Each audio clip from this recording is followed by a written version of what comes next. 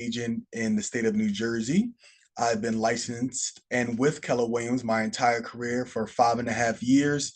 I am a former educator. I was a teacher in Atlantic City Public Schools for 10 years.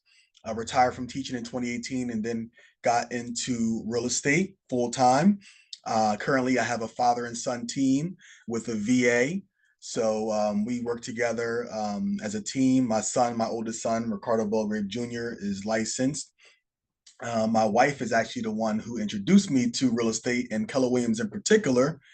And initially, I had no interest at all in being in real estate. However, dynamics change, and I was in a certain season in my career, and I tried it out, and it's been the best decision my wife ever made for me. So I'm very happy to be here. I'm a teacher at heart.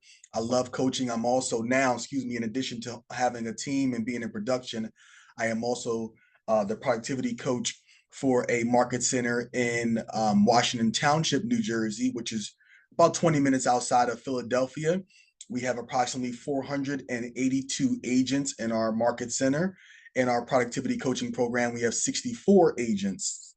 66 now. We just added 2 more in the last week or so. So that's my experience.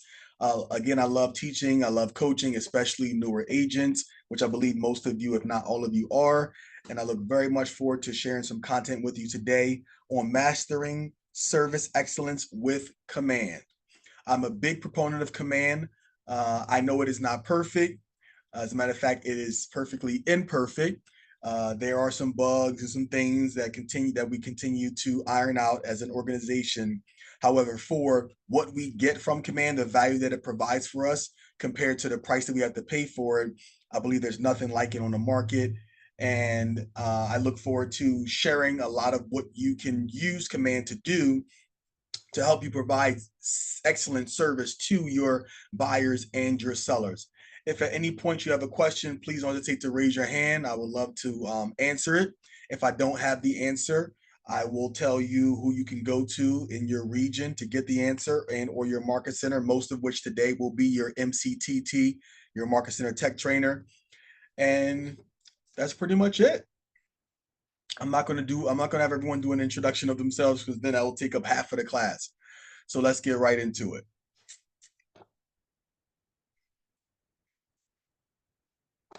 Share my screen.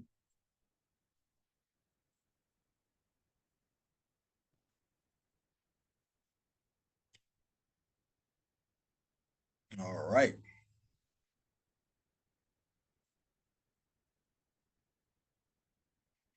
Thumbs up if you can see the first slide on the slideshow. Perfect. Thank you, Annie. Thank you, Maria. I appreciate you. I will be asking for ahas throughout the presentation. I will be asking for some feedback. Thank you, Erica. Thank you, Catherine. That helps me as an instructor to know that we are aligned and also that you are understanding what I am sharing with you, of course. So again, this class is Mastering Service Excellence with Command. So we're going to be diving into Command a lot. I am very interested to know if let's start off on a scale from 1 to 10. I'm going to pick on Annie because she's the first person that gave me the thumbs up. On a scale from 1 to 10, Annie, how comfortable do you feel with Command? A 3. All right, so you're going to learn some. Okay, so my goal is to get you to a 6 today. Is that fair? All right, thumbs up. Excellent. All right, perfect. Is anyone above a 3? Anyone feel like they're above a 3 in their level of experience and understanding of Command? Okay, so we got a lot of people going to be learning a lot of great stuff. Awesome. Love to hear it. So I always like to begin my training sessions with a quote to put us in the right mindset in terms of what we're going to be learning today. And my quote is from Jason Abrams. If you have never heard Jason Abrams speak or been to one of his classes, you are missing out on an amazing experience. Jason is by far. I was gonna stop myself from saying by far. However, he is by far. It wouldn't be by far if Mark King was still with the company, because Mark was one of my favorites as well to listen to. But Jason Abrams is by far my favorite KWRI instructor. I can listen to Jason all day. Not only is Jason very knowledgeable in what it takes to be a highly successful real estate agent, he's also very philosophical in his approach, and he makes things very relatable. So if you ever get an opportunity to either see him on a Zoom or virtually or in person, please make sure you do so because you will not be disappointed. But Jason shared this quote one time when I was listening to one of his classes, and he said, "Don't avoid hard, just do hard better." And that resonates with me because a lot of times we may get ourselves in a situation where we feel as though you want to avoid hard. You want to try to find the easy way to do things. In this business, there are a lot of things that you can leverage, especially through command when it comes to technology, to make your job easier. And really what you're making your job easier pretty much just means saving you time, buying back your time, whether it's hiring someone or saving time, whether it's implementing some type of technology, right? That's what AI is all about. AI, that's what every technological advance that we have in our human existence is about, at the end of the day, saving time and making things easier. However, there are some fundamental and foundational things in our business that you're just not going to be able to avoid if you do want to reach a certain level of success. And what we want to do is we want to figure out a way to do hard better. And doing hard better means to leverage resources, leverage people, leverage training and experience of people who've gone through it in order to be able to do hard better. Our objective for today's class is you will learn how to master the buyer and seller service cycles utilizing KW Command to enhance efficiency and client satisfaction. Of course, client satisfaction is very important in our business. It unlocks the potential of what matter, or it unlocks the opportunity of what can create a highly scalable and highly successful business, which is referrals. The way I like to think about it is every one client that I'm working with, I'm not just working with that one client. I'm working with that client and everyone that client knows. Because when they finish doing business with me, they're obviously going to refer people to me to say, hey, Ricardo was amazing. You should do business with him. If you do real estate, you got to pick Ricardo. Or, depending on their experience, they're going to say, I would never work with that person again. And as a matter of fact, when I sell my home, I'm not going to use a real estate agent. I'm not sure if you guys have learned about about for sale by owners yet throughout your Ignite experience. However, for sale by owners typically will list their home for sale on their own for two main reasons. One is to save on the commission, which is also a value issue because they don't see value in us as realtors. That's why they don't want to pay us the money. And or two, because they had a poor experience with an agent. So utilizing KW Command to enhance efficiency and client satisfaction is very important in not only what we provide to our clients as a whole for more referrals and more business, but also in terms of how people look at us as professionals. We all know all the news going on right now with commissions and the lawsuit and all that stuff, right? So we are not only looking for the best interest of our own businesses, but the business and the industry as a whole. So being able to learn things with and how we can utilize command and what we learn from our market centers and from our regional training and our national training, it not only helps us as individual agents, but also our industry as a whole. The benefits of taking this class is you will learn how to develop comprehensive strategies for lead conversion. You will learn how to develop comprehensive strategies for consultation preparation. And you will identify best practices in transaction management for both buyers and sellers. As a new agent, you have to do it all. You have to go out and you have to hunt for the lead. You got to get the lead. You got to service the lead. You got to transact the process once it comes under contract. Then you got to close the deal, and then you got to follow up with that particular client or lead in order to get more business. As you grow in your real estate careers, you can leverage out some of those things. There's also some services and some resources within our market centers where we can leverage out certain things. But at the end of the day, it begins and ends with you. And you're going to learn how we can use Command to help serve our clients best throughout the entire process from the start all the way to the end and further and beyond. Any questions so far? All right, Maria, you're thinking. You thinking of a question? I can see that little thinking bubble above your head. All right. Again, if any questions or anything throughout the process or out the training, please don't hesitate to raise your hand or chime in. So, getting started. Leads to appointments process. So, every real estate deal begins with a transaction. That is the nucleus of a real estate deal. When you have a conversation with someone, the goal is to get their contact information. So when the nucleus of the deal begins with a conversation, you may be sitting at the park, you may be walking your dog, you may be at your son's baseball game, which I'm at a lot because my son plays travel baseball and he's 12 years old. So we are at the baseball field every weekend and most days during the week.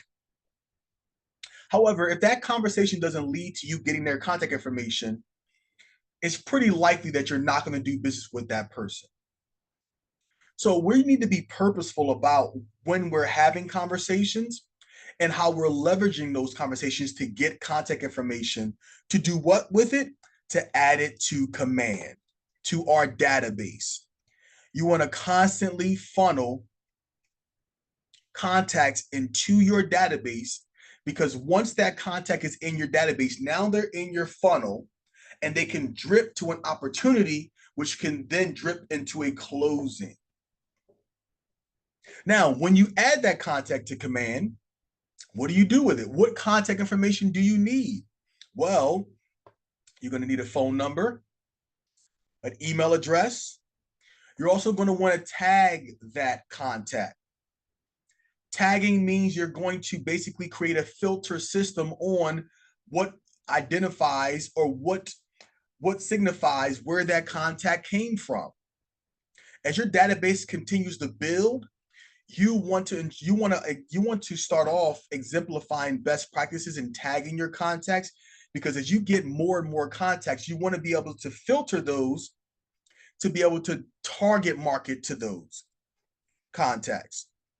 For example, you may want to create a first-time homebuyers tag. And then whenever you get new information on first-time homebuyers, whether it's a grant that's offered in your state or in your county, or a training class that's coming up that's local, or you want to run and you want to do a first-time homebuyers workshop. Let's say you have 1,000 contacts in your Command. You don't want to send all 1,000 that newsletter or that email address about that first-time homebuyers program, because some of those 1,000 may be for sale by owners, they may be expires, they may be a part of your farming network, they may just be your sphere of influence. So if you had them tagged as a first-time homebuyer in Command, you can filter first-time homebuyers as a tag. You can filter your tag first-time homebuyers, and you can send direct marketing to them specifically. You may have a first-time homebuyers workshop coming up, and you sent the emails out, and now you want to call them to personally invite them to your workshop. You can filter them again with the tag first-time homebuyer if you're consistent with doing that and you've built that good habit of adding those tags. And then you can filter them out and then call each of them and invite them personally to your event. So tagging is a great habit to establish in the beginning of your business when it comes to adding contacts to your database. You also want to source your contact. That's another very important thing. Because at the end of the year, let's say you've closed 10 transactions, which is a very good year in your first year, by the way. And you want to be able to see where those closings came from. If you don't source your contact from the very beginning, you may not know where those 10 closings came from. However, if you're sourcing them, you can clearly identify how many of those 10 came from what particular source. So let's say of those 10, 7 of them came from open houses because you sourced open house lead in your command contact, in their command profile. Guess what? If I want to double my business next year and I want to do 20 deals and 70% of my business in my first year or just in that particular year came from open houses, guess what I'm going to do more of? Would you say, Annie? You're going to do more open houses, right? Absolutely, yes. So sourcing your contacts helps you to be able to track where your business is coming from. Let's say of those 10 deals, you got 3 of them from Facebook. And your goal in your next year in your business is to get more purposeful with your Facebook leads and lead generating.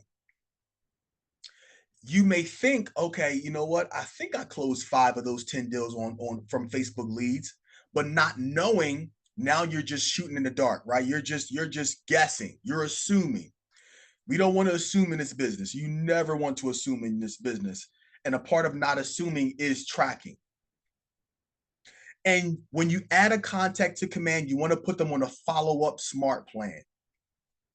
Some type of smart plan that will remind you to follow up with them in a consistent basis, in a systematic basis.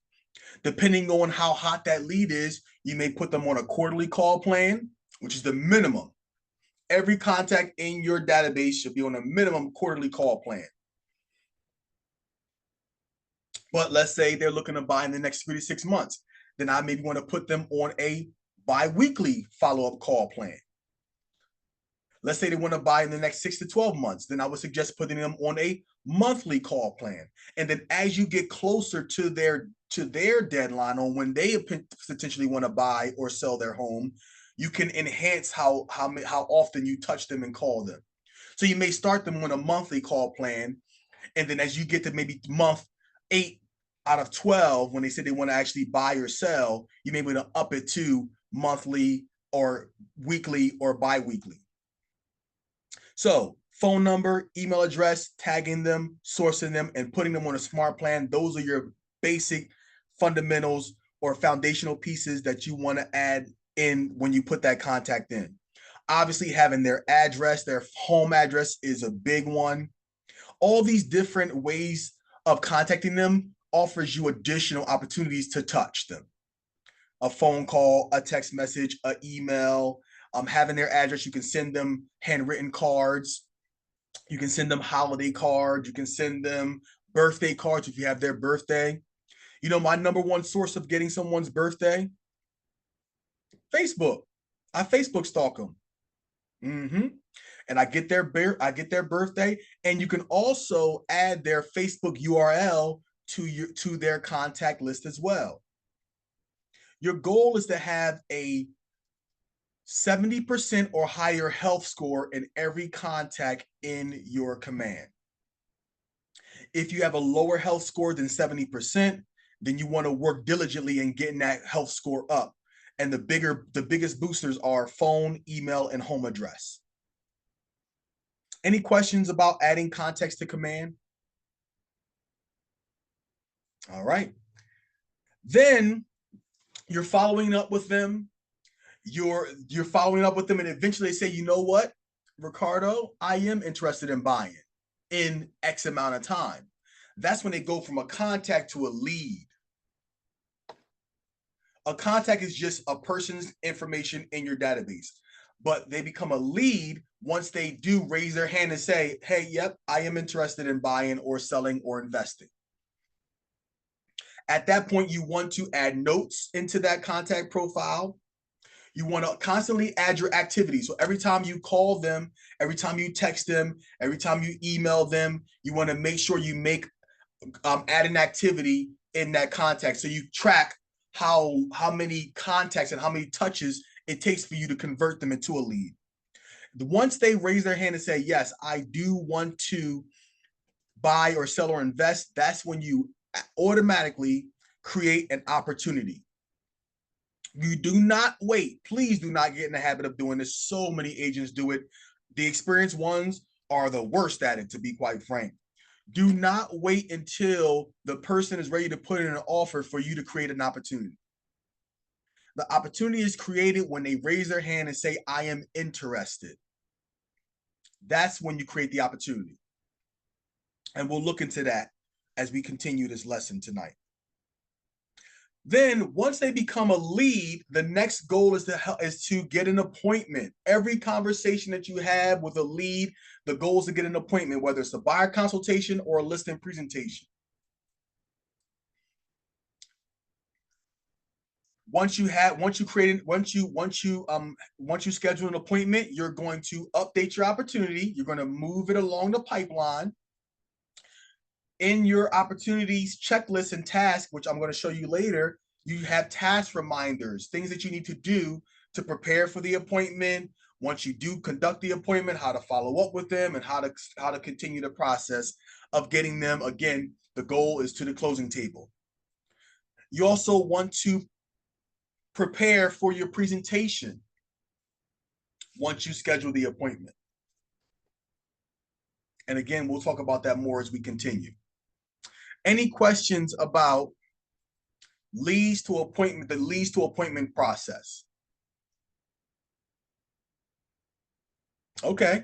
Oh, I see. No, go ahead. Oh, someone's coming in. All right, well then I have a question. My question is, when should you create an opportunity?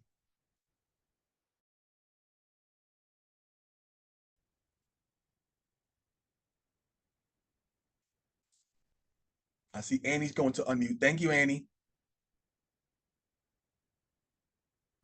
As soon as they say that they're interested.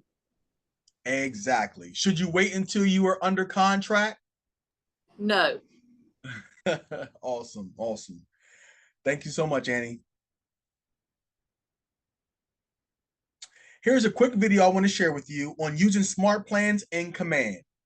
I'm going to look for ahas. I'm looking for 2 ahas. An aha is agents helping agents.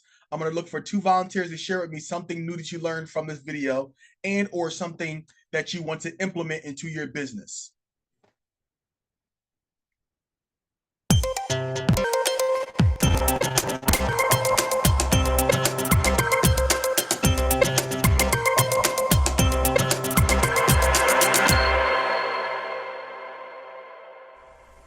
Hey there, Keller Williams. This is Bryson from KWU, and today we'll be learning how to add a smart plan from the Smart Plans library. So first, log into agents.kw.com with your Keller Williams login credentials. Once you're logged in, click the Smart Plans icon on the left side of the screen. Once you're in the Smart Plans applet, click the Library tab at the top of the page. Next, we will identify which smart plan we want to add from the library. To get more information about the smart plan, you can click View Steps. Once you found the right smart plan, just click Add Smart Plan. You can also rename it if you'd like, and click Apply. And as you can see, the smart plan has been successfully added from the library. And from here, you can start adding contacts to the smart plan that you just grabbed from the library. For more resources, click question mark in the top right corner. Select Keller Williams University and use the search. For more tips and how-tos, check out these videos. Okay, ahas. Something new that you learned or something that you want to implement into your business as soon as possible. I'm looking for 2 volunteers. I will. So, Sonia, thank you. Yes, thank you. My aha moment was that I wasn't aware that you can use your friends on Facebook, their URL email address for command. That I did not know. Perfect. That was very helpful. I Thank stalked you. them with their birthdays, so now I know I can stalk them with their emails. Absolutely. Now, if I post anything on my page, does it go to their page automatically? You know what? That's a really good question. I'm not sure how adding their Facebook URL to your contact card, to their contact card, correlates to touching them and connecting with them on social media. I haven't figured that part out yet. That may be something you want to look into. And I'm going to look into it as well. But I just know that it does add to the health score of the person. But I do know once you have the URL in the contact, if you just click on it, it'll take you right to their Facebook page. So I don't know if that's the only feature that it allows you to do by having it, or it also tracks in some way. Okay. Okay. All right. Thank you. Good question. Thank you. One more person, You're welcome. something about smart plans, or just maybe in general what we discussed so far.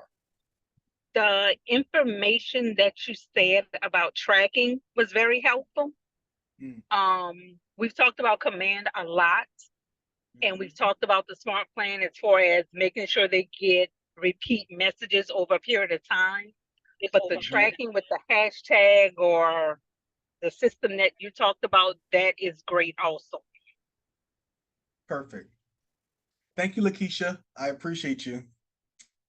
All right, so you've added this contact to your you're adding this person to your contacts. You've followed up with them, and now, boom, they're ready to have a conversation. They're ready to schedule an appointment. Now, what do I do? Well, you need to ensure that you have a buyer presentation prepared to meet with them and consult with them about their business game plan. Sometimes people are a little bit apprehensive about meeting because they're like, I don't know if I'm ready. My credit score is not quite right. And I do strongly encourage that you have them connect with a lender before meeting with them and consulting with them. However, context and conditions matter. There's no clear-cut one way of doing anything. Have I met with the buyer before they got pre-approved? Absolutely. Have I scheduled a consultation with the buyer and had the lender there to pre-approve them on the spot? Absolutely. It all depends. But what I will say is that more times than not, and best practices is that they are pre-approved before you meet with them. And what I tell buyers is, because some buyers, they want to go out and start looking at homes without being pre-approved. They say, I'm just looking around. I don't want them to run my credit and all that. So running their credit and hurting their credit, that is a myth. Running their credit to see if they can get pre-approved for a loan does not impact their credit significantly at all. Now, if you run multiple times within a short time frame, sure it can. If you're getting 7 lenders that run your credit in 7 days, there's going to be some alerts that are coming up. However, people saying that I don't want them to run my credit because I don't want them to drop my score, you can ensure them and let them know. If talking to a lender can also reassure them that they're fine with it. But what I say to people is the analogy that I use. Let's say you're going out hunting. Would you not bring ammunition with you to go hunting? Going out to look for homes without having a pre-approval is like going out to hunt with a gun without bullets. If you see a home that you fall in love with, you want to be prepared to pull the trigger and put an offer on that property. And I would not be offering you good service if I allow you to do that. If we go out hunting together and I have a gun with my ammunition and you have a gun without, I wouldn't be servicing you correctly by allowing you to go out without being prepared. So let's just speak with the lender and see where you are. Also, when it comes to scheduling a consultation, what I say to them is, I want us to sit down together so I can identify your needs and wants, and we can create your home buying game plan. People like that. Oh, you're going to help me? We're going to sit down and create your home buying game plan. And I want to educate you on how the home buying process works. So that can be an objection handler on getting some objections on meeting for an appointment or even going for the pre-approval process. But let's say they are pre-approved and they're ready to schedule that appointment. Well, now you got to prepare. The first couple of times you do it is going to take longer. Like anything in life, when you do it your first couple of times, it's going to take longer. But as you do it more often, and then after you have your tools in your tool bag, then it's just a matter of pulling and plugging, right? Plugging for and scaling. This right here is the ultimate buyer intake and consultation from Carrie Herndon in Springfield, Missouri. She closed 230 buyers in 2022. So I think she knows a little bit about buyer consultations and intakes, right? Anyone here like to close 230 buyer deals or any kind of deals in 1 year. Oh yeah, it's a lot of GCI. So she knows what she's talking about. And that's what KW is really big on, is using successful models to then teach other agents so that you know. This is a 9-step process that she used for her buyer intake and consultation process and model and system. She starts off with the LP Mama conversation framework. This is her conversation framework. So when she's having a conversation with her buyers ahead of time, so she's pre-screening them. She's asking for, okay, what location are you interested in? What's your price range? What's your motivation? Why are you buying a home? It's very important that you know that, because you're going to have to go back to that some point throughout the process. What do you mean, Ricardo? Well, what I mean is, let's say they put in an offer on a home, and the motivation of them buying a home is that they're expecting a child. And they're in a small apartment in efficiency right now, and they want to get a nice rancher, their starter home. And she's 8 months pregnant, and she puts in an offer, and we're in the negotiation stage. So we're going back and forth with the seller. And the seller gives them everything but one thing that they're looking for. What I would do is I would say, well, remember, Julissa, you share with me that you want to be in your home before your child is born. If I'm not mistaken, your due date is in 35 days. Unless we move forward with this deal, it's going to be very difficult for me to get you in a home by that time. Is it worth $2,000 or $5,000 between you being in your home before your child is born or not being in your home before your child is born? Pain or pleasure are the motivating factors. Those are the two umbrellas of motivation. You always want to tap back into either pain or pleasure, whether you're dealing with a buyer or a seller. So knowing that from the beginning will be a great leverage piece for you later on in the deal. Are they working with an agent? Very important question to ask from the very beginning. Now, most buyers will say, some buyers will say yes, just because an agent went out and showed them a home. So my follow-up question to that is, if you're working, are you working with an agent, is have you signed a buyer agency agreement with that agent? If the answer is no, guess what? It's free range. There's a big difference between agents going and showing you houses 1 or 2 times versus them actually sitting down with you and consulting with you and having you sign some paperwork. Again, we talked about mortgage pre-approval. Now, here's a way that you can broach the pre-approval conversation without sounding, like you're being nosy or just making it uncomfortable. I ask, are you looking to finance your purchase of your home or pay cash? That's a nice little entry question to ask. Most people will laugh and say, oh, I wish I could play cash. No, I'm looking to finance. Oh, okay, great. Then I can go into, have you had a conversation with a lender yet? So you're just asking questions. You're coming from a place of curiosity as opposed to a place of judgment. We don't want to judge people. You never know what the circumstance or situation is on why they haven't met with a lender yet. So I like to start with, are you looking to buy using financing or cash? And then you can follow up from there. And then, of course, schedule an appointment. Here's a great one for starting the appointment conversation. What typically works best for you, weekdays or weekends, for us to have a consultation? And call it a consultation. That word consultation, it's professional, right? Like if you have a consultation with a lawyer, you have a consultation with an attorney. We're professionals. People don't like to call us that, but I call myself a real estate professional all the time. What we do is a profession. So consultation is the word that I like to use as opposed to appointment or meeting. But again, weekends or weekdays, what works best for you?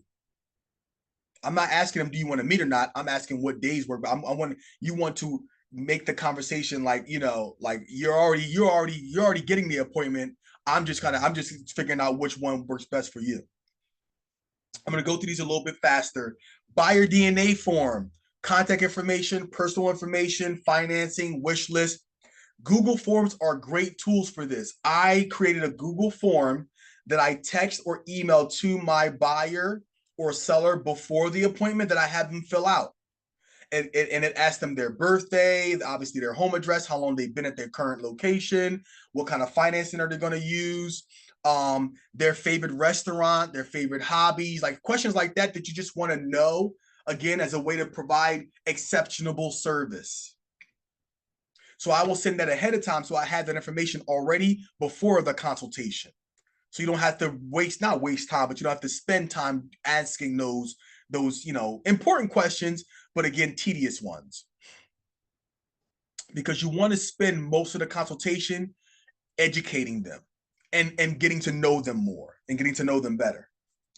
Number 3, meet you or your team. Get to know who you are. You can send this again ahead of time. You can also make sure that you have this in your buyer presentation. You're new, so you say, well, what team do I have? Yeah, of course you have a team. You have your preferred lenders in your market center. You have your title company. Most market centers have a title affiliate. That is your team until you obviously build your team and your preferred vendors in your own, obviously specific team. But leverage what your market center has until you have your own. Number 4, these things are now what you have in your buyer presentation packet. A flow chart explaining the buyer process. 5, why they should work with a buyer's agent. Your menu of services. That you're establishing your value from the very beginning. So when you have that compensation conversation, your value has already been established. It's like, oh, of course I'll pay you. Yeah, absolutely. You do all of this stuff. I didn't even realize it. All this information, ladies and gentlemen, is coming from the MREA playbook. If you have not gotten the MREA playbook, make sure you get that. You can find it at the Red Store. It's a great resource of models and systems, and it's very user-friendly. Number 6, 7, 8, and 9. Your hours of operation. Set expectations from the very beginning. One of my things is I don't work on Sundays. I do my best not to work on Sundays. Sundays are my family days. I explain that to my clients, and they're very respectful of that. Let them know when you're available and when you're not. Don't be afraid. A lot of new agents want to be available 24/7. And yeah, did I do that? Absolutely. However, you want to set expectations, because if you don't, people will take advantage. I've been there. So this is something that I've established later on in my career. However, you should maybe get into the habit of doing that early on and establishing that early on, because there's a lot of things in life that are more important than money, right? So we want to make sure that we are exemplifying that in the way that we service our clients and running our business. If we truly believe in God, family, then business, we have to practice that. Number 7, your 7 commandments, the do's and don'ts of the buying process. Don't assume they know not to go and buy a car while they're trying to buy a home. That's like the number 1 mortgage pre-approval or mortgage qualifying killer. Again, from experience, before I was a realtor, when I was buying my first home, people, their credit score is the best it's ever been. They saved up money. They're getting all these new offers of credit cards and this and that and da da da. Tell them, wait until after you buy your house. Don't add anything to your debt to income ratio, because it can hurt your buying power. Don't assume they know this. Don't assume the lender told them. Have your commandments, your 7 commandments, do's and don'ts of the home buying process as part of your presentation. You can Google that. There's plenty of information out there on do's and don'ts. Your mission and promise, your big why and or your customer promise. Don't be afraid to tell people why you're in real estate. And try not to use the generic, I like to help people. I understand we do like to help people. However, explain to them whatever your big why is. My goal is to close 10 transactions this year. You know why? Because I want to take my family on a trip to Disney. They've never been before. Be human in your servicing, in the way you service. your clients. And your loyalty agreement. That's your buyer representation agreement. We call it, you can also call it a loyalty agreement. This is you being loyal to me as your agent and me being loyal to you as the person who's going to be servicing you. So this agreement is not just for me to get paid. This is a loyalty agreement that we're going to be working together. I'm here for you, you're there for me, and we're going to work together in your home buying process. Any questions about the ultimate buyer intake and consultation? Thank you for the thumbs up, Carol. I appreciate that feedback. I do have a question. Yes, Barbara. My biggest, I say, challenge is getting them to sign the buyer's agreement or representation agreement. Mm-hmm. A lot of times they'll say, no, I'm not working with another agent, but I'm not signing anything. Mm-hmm. Mm-hmm. So what's your question, Barbara? I'm sorry. Well, I said my question was seeing how you can get them to actually sign it. Perfect. So one of the ways one of the things that I do, I have a couple of hacks. Number one is I wait until the very end of the consultation. So I've established my value from in the beginning, so that by the time we have the conversation about signing the agreement, I've already built enough rapport in the conversation, and I've also built up the level of service that I'm going to provide to them where it's almost a no-brainer. Another one hack that I have is I start showing them homes. So if I'm having a consultation, I will go through the whole presentation, and then I'll say, would you like to look at some homes right now based off of the qualification, your needs and wants? And we'll start looking at houses. I'll pull it up on the big screen in my office, and we're on the MLS, and we're looking at houses. Oh, okay, you like that one? Great, I'll write that down. And I'll schedule an appointment as soon as possible. What days work best for you for scheduling showings? Then I'll say at the end, after that, this is the final thing. Now, here's some documentation that's required by my broker for you to sign for me to continue to do business with you. And then I'll explain everything that's in the agreement. So so a couple of hacks. Go through the entire process, prove your value first. 2, start showing them some homes so they can start feeling good about the home buying process. And 3, blame it on your broker. I do it all the time. I blame my broker all the time, and they don't mind. Trust me, they don't mind. And then I'll say to them, this is my livelihood. I know that you don't want me to risk my livelihood by not having this agreement signed. Because if I go and show you something and my broker finds out or someone else finds out, my license is on the line.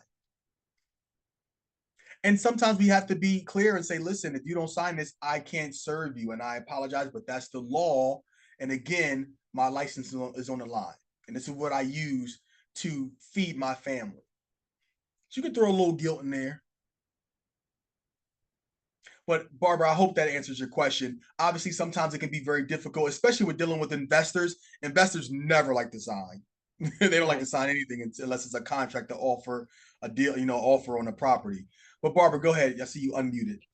It does answer the question. I think another question is, like, for example, you get someone that calls you, and I think this is where I have the issue. Like, I have someone that calls and says they like to know about a certain property, and you may just speak to them about a property that they see. So my next move seems like it needs to be inviting them into the office or somewhere to meet so that I can go over this information that the intake consultation information. Absolutely. And you that's absolutely, Barbara. And what you can say is my goal is to provide you with a 5-star level of service. I can't do that if we don't have a consultation and I explain the home buying process to you and what services I offer and the value that it can be to you closing on your deal in the time frame you want and for the price range you want. Now, have I gone and shown a property before a consultation? Absolutely. Absolutely. And I'll show them the property, give them like dangling a carrot. Yep, we'll go see the property. However, you best believe at that showing, I'm scheduling a consultation before we go see anything else. And or I'm bringing the documentations with me, especially if the house is vacant, and we may go over to see, something we're going to go over this in a few minutes, your basic needs when it comes to paperwork, but I'll go over the CIS with them. I'll go over the service agreement with them if we have time after showing them the home. And again, once you meet them in person, hopefully you've built enough rapport and you guys hit it off where they're apt and they're willing to sign whatever documents you need. Yeah, I do 100% agree because I think here lately I've been just not getting people to sign it, and I think from showing them that initial home, they just I feel like by showing it, you're teaching them how to treat you, and I think you just have to be be very clear and just be very upfront and say, look, I can't show you anything else unless you sign this. Absolutely, 1,000%, 1,000%. And again, remember, if we want to be looked at as professionals, we have to act as professionals. You can't just walk into a doctor's office and say, "Hey, my stomach hurt. I want to see the doctor right now." You know what I mean? So we got to be better. We have to be better advocates of our own, our business and our industry. Annie? Oh, and I was gonna add, and correct me if I'm wrong, I think if I'm not badly mistaken with this NAR settlement, that's one of the biggest things to come out of it is you can Yes. no longer, you can blame it on the law and say, basically, I cannot show you a home until we have this agreement. Absolutely. And Annie, that's a really good point that you made. Yes, now with the NAR settlement, part of the protocol across the country will be you can't show a home without it. See, what hurt us before is for the agents that were doing it the right way, they could just go down to the street to the broker down the road and get someone to show it to them without even asking them for it, right? But now that it's law, everyone has to. And you can say, if there's an agent out there showing you properties without this sign, they're breaking the law. I won't do that. I'm not going to risk my license. Right? So, yes, it will be law very soon that they have to sign in order for you to show them anything. It's just right now while we're in that transition process, it's good to get into the habit and to getting the best practices now so that you're already, again, KW, we're always ahead of the curve because we're proactive about our approach. Good conversation. So, creating printed material in Command. How can I create in Command a printable buyer consultation and listing presentation? This video is going to share some, and then I'm also going to show you in Command on my Command profile also, because some of these videos are a little older, so the Command looks a little outdated. So I'll show you how it looks in real time now.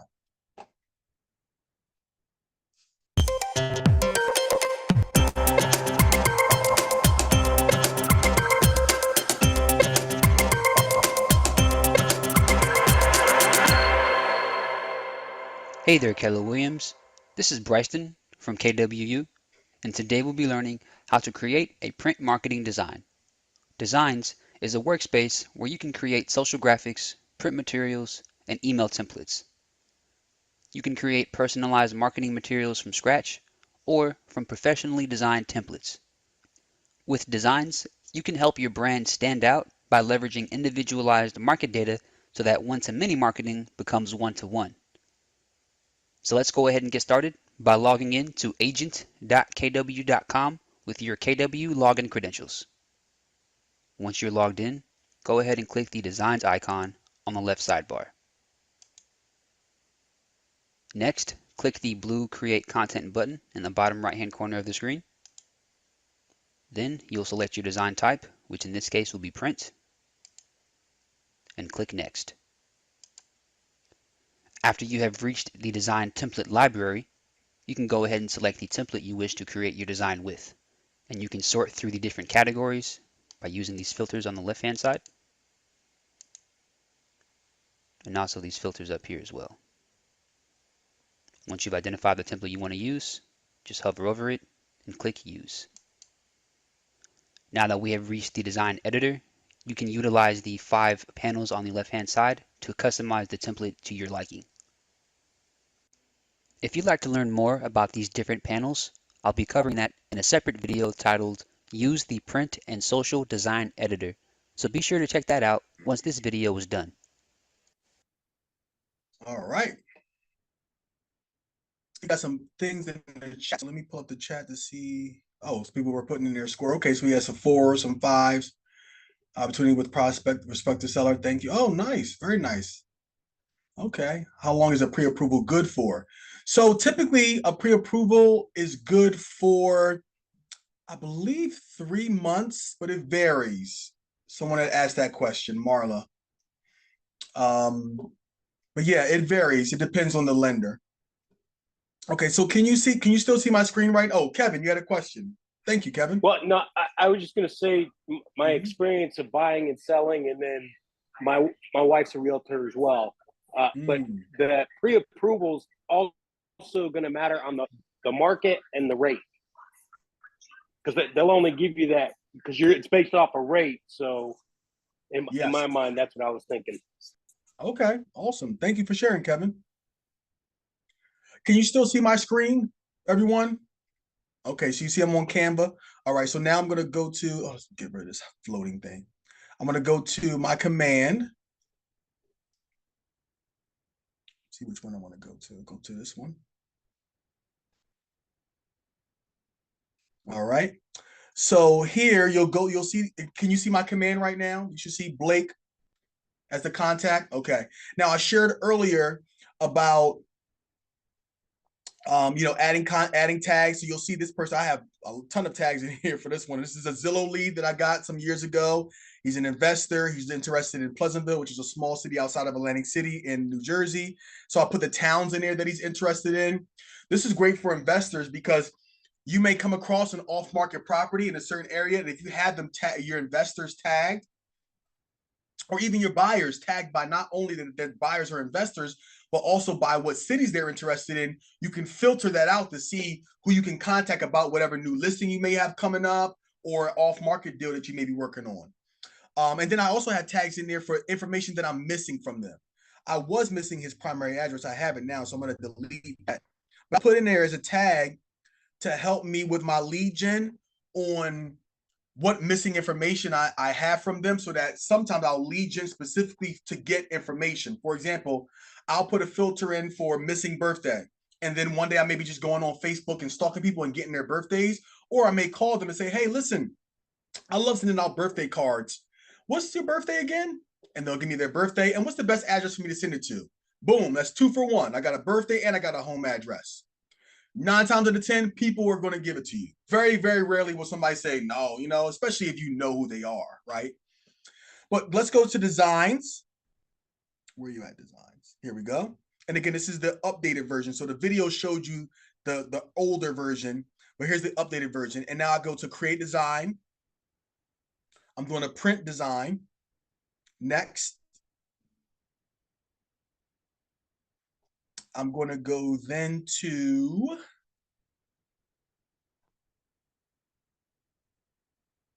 presentations. And then here you have your guide to home ownership and your listing presentation template. And you can go to use or edit to customize it. Some of the information that'll be in there, you'll have to obviously update it with your Market Center logo and or your own logo, or whatever the case may be. You could put the homeowner's name in there if you have enough time. I rarely do, but if you have enough time to prepare, even if you want to just edit the front sheet, again, customizing it, providing that service. Imagine you go to a buyer consultation, which most agents are not doing in the first place, and you present something to them with their name on it. Again, people are willing to pay for what they get depending on the quality of it. There's reasons why women spend thousands of dollars for Birkin bags. I think I said the name right. Did I say it right? Did I say it right, Andriana? Is it a Birkin? Okay, Birkin. Yeah, the Birkin bags, right? So there's a reason why some people are willing to spend all that money for them, because of the quality. So same thing as us as real estate agents. The quality of your service will determine how much someone's willing to pay you. So it's the little things a lot of times that make a big difference. The little touches. And especially because 95% of real estate agents are not doing it. They're not providing this level of service. They're not providing this level of intricate detail into their presentation. Trust me when I tell you. All right. Let's go back to the presentation.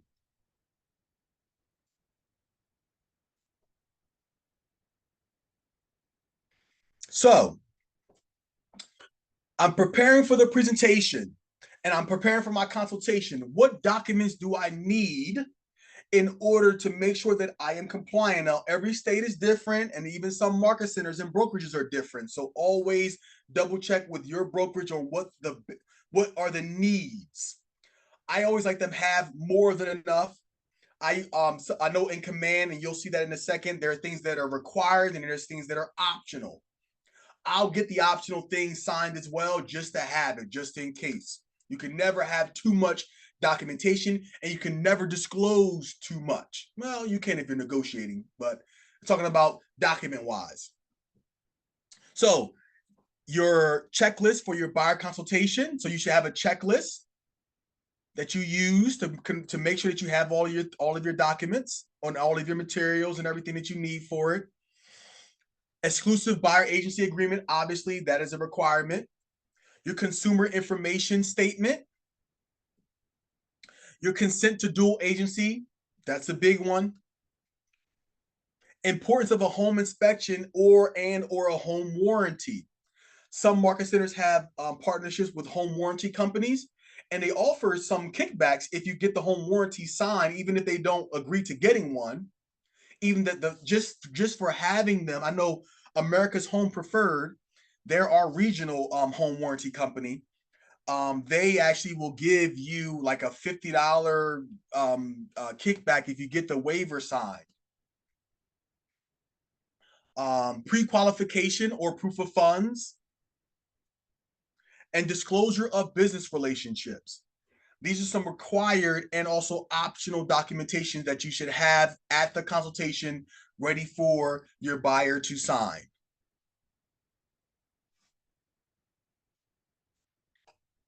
Any questions about documents for consultation purposes? All right, awesome. Here's a video on accessing documents via Command. Looking for 2 people to share afterwards on any ahas that you may have. Hi, Kelly Co here, and today I'm going to show you how you can access your Market Center Forms library from inside of DocuSign and Command. First, open up your Chrome browser and create an incognito window. Once you're there, go to agent.kw.com and you're going to be on a page that looks similar to this. First off, if you haven't yet learned all of the applets along this left-hand side, you can always click the KW logo in the top left-hand corner and a menu pops out.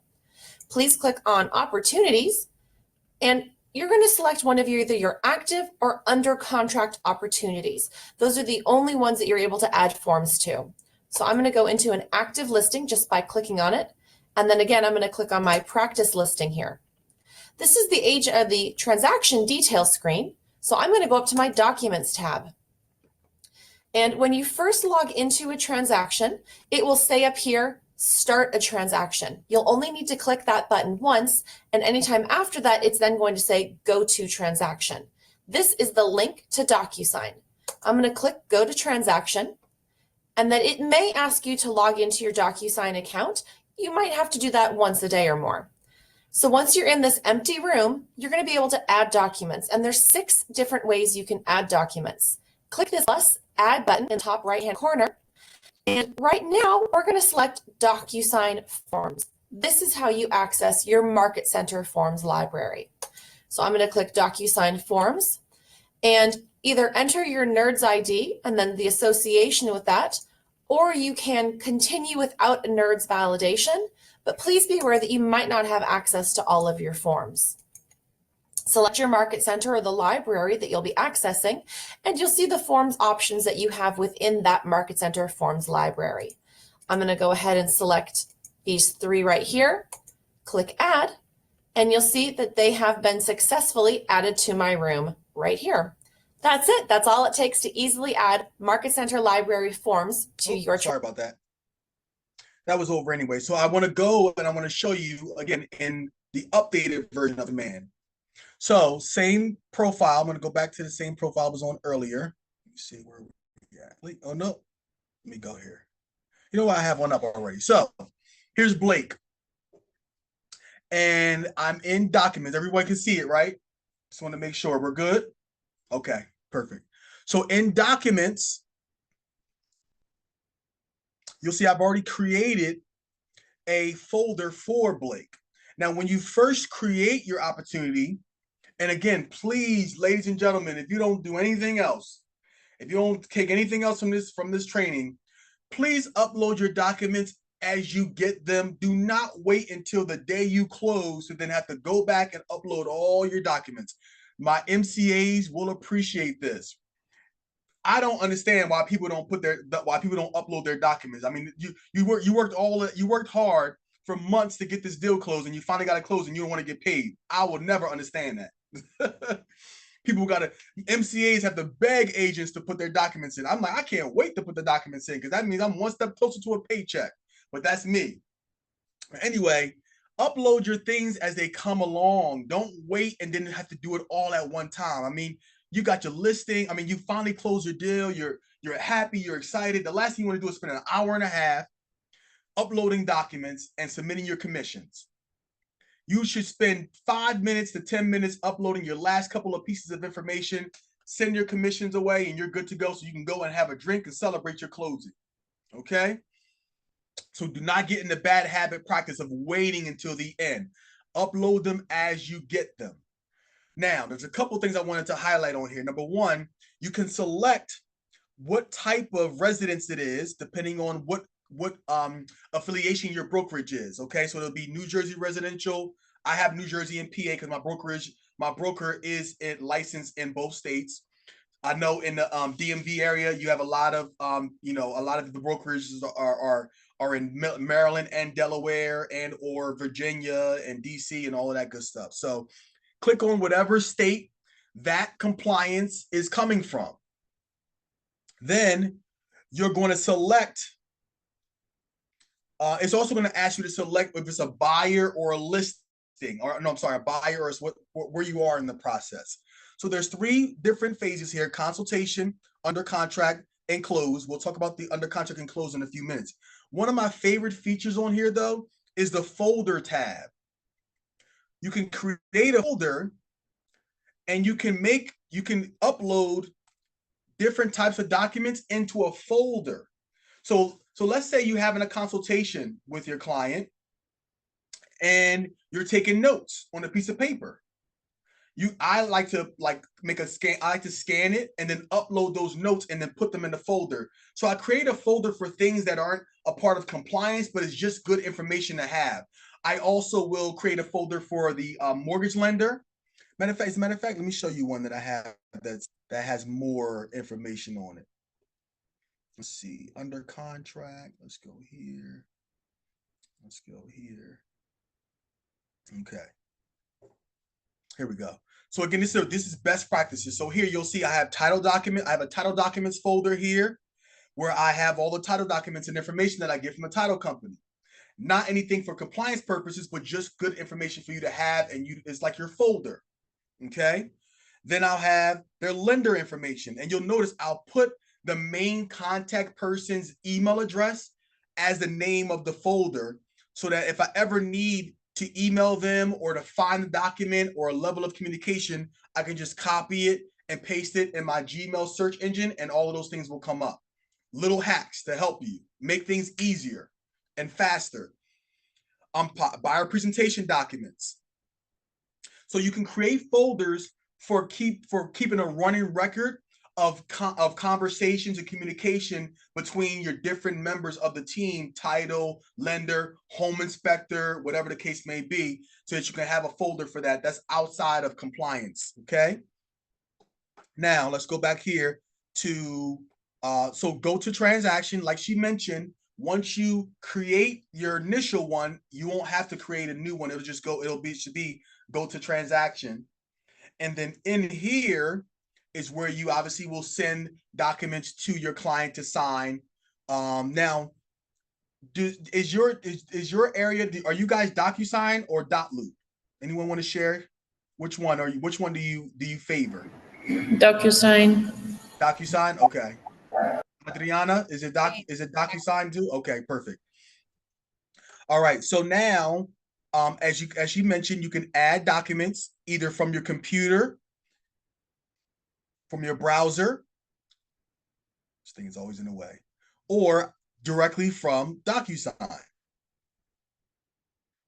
And then in here, it's your libraries will be down here on the left-hand corner at the bottom. Depending on, again, what brokerages you're connected with, I have a relationship with 3 different brokerages, so that's why all 3 of them are there, because different brokerages have different documents. Then also, you'll have different MLSs, and you'll also have your state compliance and documents. Now, what I find is that if I can't find a document in my Market Center library or my MLS library, it'll probably be in my state library because it's required by state. For example, the updated buyer agency agreements that are like changing like every 14 days, they're continually being updated in your state library. So if you can't find it, because I was one day I was getting ready for a buyer consultation, I could not find the buyer agency agreement to save my life, and I forgot to check in my state documents. So state documents will be a place where you can go if you can't find something. And if you ever have any questions about documents, I believe your MCTT is the one to go to. All right. Any questions about documents and DocuSign in preparation for a consultation? I have a quick question. Yes. Can we print them once we add them into our room? Yes. However, sometimes it'll have an in progress, like watermark across it. So it makes it difficult to print them after you add them into it. However, some market centers, check this out. Some market centers will have an example. Let me see if this one, let me see if they have it on here. If you see like a little underline underneath the name of it, if you click on it, it'll give you an example of it, which I love. And then you can go and print over here from command. Did that answer your question, Adriana? Yeah, I was just asking because sometimes, we have clients that are not tech savvy. So it's better to have the print copy with you just in case. Absolutely. So if your market center is really good, they'll have it in command already, but you can print it also from DocuSign, like just a template version of it. Okay, perfect. Thank you. You're very welcome. Good question. All right.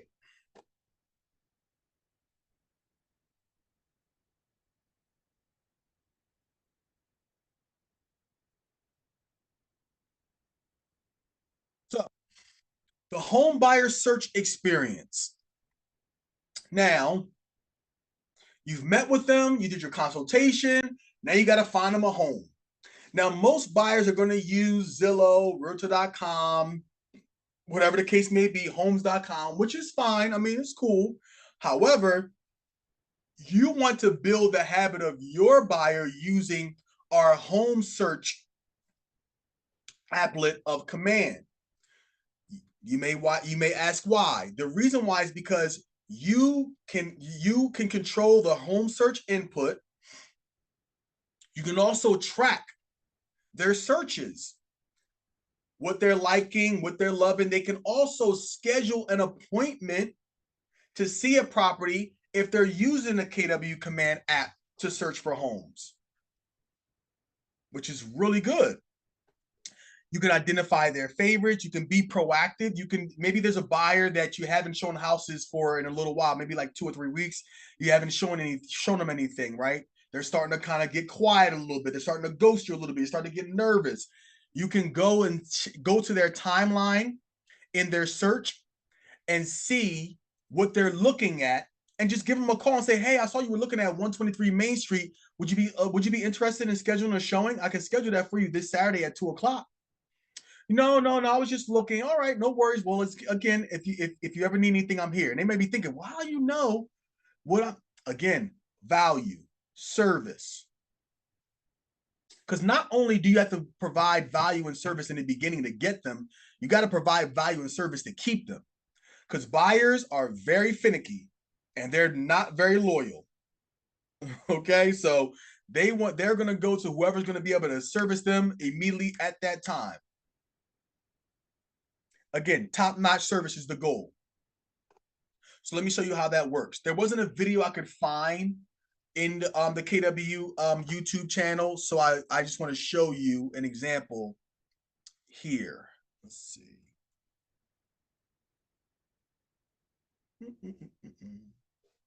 Hold on, let me go back. Oh, yep, here we go. Okay, so exit. There we go. Okay, so there's this one person. Let me see if he's still looking at everything. Who's always on the search. This is one contact that I have who's always on the search. Let me see.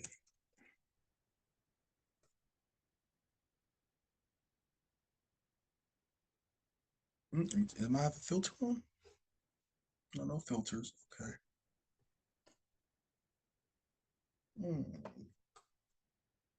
See, is he in here? Oh, I got one.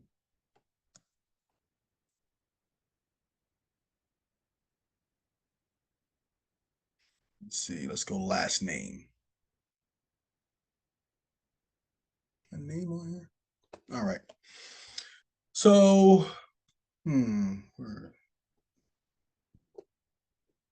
so if you in command, I'm trying to find a particular person because I know he has a bunch of searches on his timeline. But in command on their profile, if you have them under a saved search, first of all, you can create a saved search for them based off of what they told you they're interested in. I'm not sure if you've gone over this already previously, but once you create a search for them, then on the timeline, whenever they're looking in the command applet, it'll show on here what they're looking at. Let me see. It will come up on here.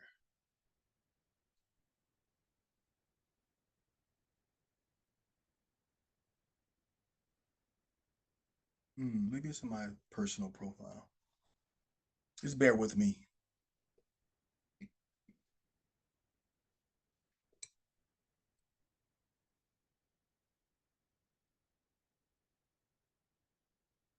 No. Okay. But anyway, you wanna lean them towards using your command applet to search for homes. If you don't know, on your command app where you can go into your command, your personal command. If you go into your command app, if you click on your profile, and then you click on your name, and then you go to share my KW app link. It'll pull up who you want to share it with, and you can send it to people directly via text message or email. And then they can use that link and that app to search for homes. So just, again, establishing that best practices from the beginning can help provide you with additional value to your clients. Any questions? Good. All right.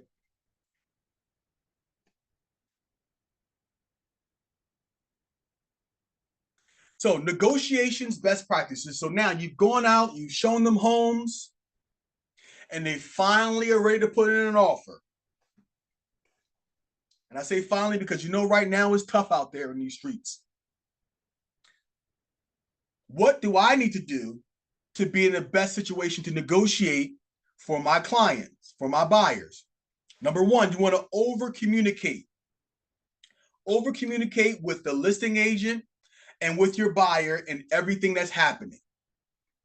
Even when you don't have an update, let's say you put an offer in on Tuesday, and then it's Thursday and your buyer hasn't, the listing agent hasn't gotten back to you yet.